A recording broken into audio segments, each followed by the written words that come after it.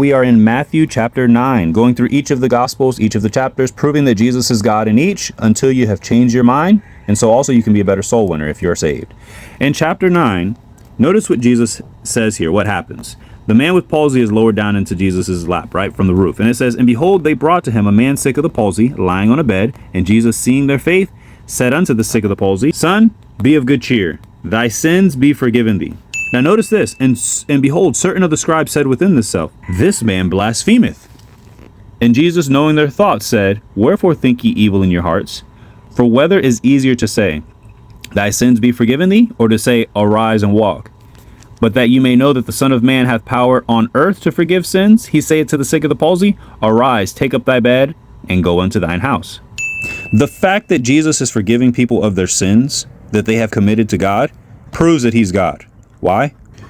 Because in Isaiah chapter 43, verse 25, it says, I, even I, am he that blotteth out thy transgressions for mine own sakes, and I will not remember thy sins. This is speaking of the Lord.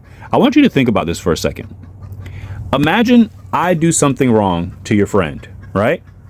That's between me and your friend. But then I come to you, instead of going to your friend, I come to you and I ask you for forgiveness for what I committed, for the crime or the sin, the wrong that I did to your friend. That would not make sense. You would direct me to that guy. You would say, hey, you need to take that up with him and ask him for forgiveness. Coming to me makes no sense.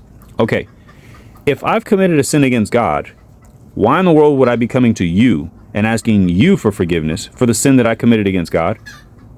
That would make no sense. Now, if I've sinned against God, I would come to God and I'd ask him for forgiveness, and he would forgive me for the sins that I've committed against him. That makes sense. How in the world is this guy in Matthew chapter 9 being forgiven of sins that he's committed to God by Jesus? That makes no sense.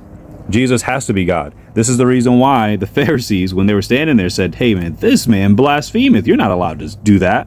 Why? Because only God can forgive sins, and they knew that. That's why Jesus went over to say, which would be easier, if I healed this guy or if I forgave his sins? And to prove to them that he has the power to forgive sins, he healed the guy to show that he has power to do both, which proves that he's God. See you guys on the next one.